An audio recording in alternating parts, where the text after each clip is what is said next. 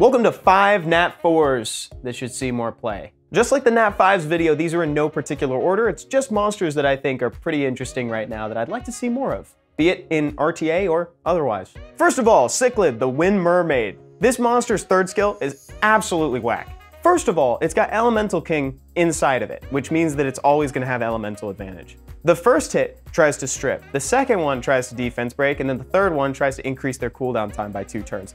That is wild. That's one press. You just tap on somebody and all that happens. Not made up my mind. I don't think we... Not the right vibe. Yeah. Yeah. Nice meeting you.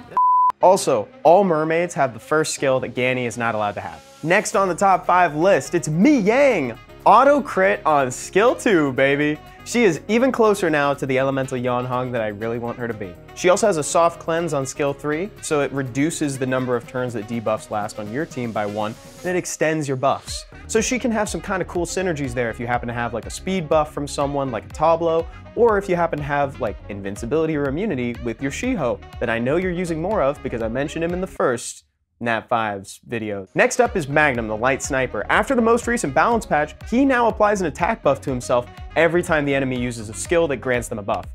That's pretty awesome because that's legitimately what he was missing, because he doesn't have the ignore defense skill that his brother Covenant does.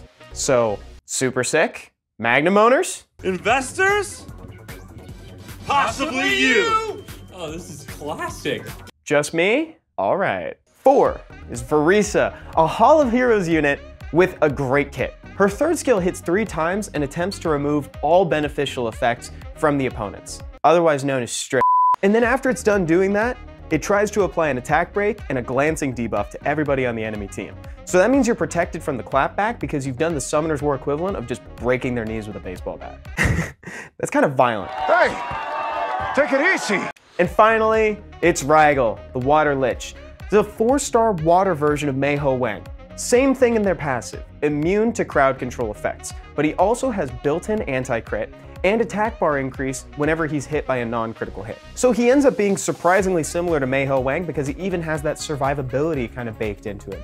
There's also a situational freeze on skill 2, but honestly, even if that wasn't there, I'd still be recommending you use this unit more. He's so good, in fact, that we actually got to see him a little bit in the America's Cup. He's a flexible choice for when you need Mei Ho Wang's effect, but just not in fire. So there we go, those are 5 Nat 4s that should be seeing more play. So go out there, build them, have fun, let me know what you think.